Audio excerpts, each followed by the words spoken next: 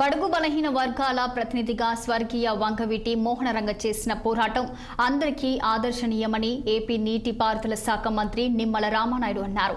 స్వర్గీయ మోహనరంగ జయంతి వేడుకలను పాలకొల్లులోని మారుతి సెంటర్లో కాపు సంఘం నేతలు ఘనంగా నిర్వహించారు. ఈ సందర్భంగా రంగ విగ్రహానికి పూలమాలలు వేసిన అనంతరం మంత్రి నిమ్మల మాట్లాడుతూ సమస్యల పరిష్కారానికి ఆయన చొరవతో ఎంచుకున్న మార్గంలో పట్టుదలతో పనిచేశారని అన్నారు.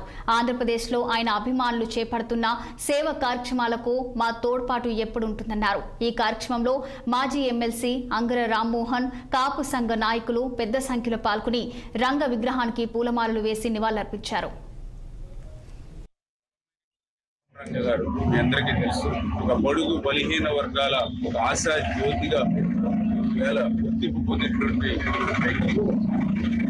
ఈ సమాజంలో ఎవరైతే మరి బాగా సమస్యలతోటి కష్టాల ఇబ్బందులతో ఉన్నటువంటి ఇళ్ల పట్టాలు కానీ ఇంటి స్థలాలు కానీ ఇట్లా క్రింది స్థాయిలో ఉన్నటువంటి సమస్యలకి పరిష్కారానికి ఒక ప్రతిరూపంగా ఆ రోజు వంగవీటి మోహనరంగ గారు పోరాడిన విధానంతో మరి ఈవేళ ఆంధ్రప్రదేశ్ రాష్ట్రంలో ఈ దేశంలోనే ఒక బలమైనటువంటి నేతగా, ఎందుకంటే వంగవీటి మోహనరంగ అంటే ఏదో ఒక వర్గానికి ఒక కులానికో సంబంధించిన వ్యక్తి కాదు.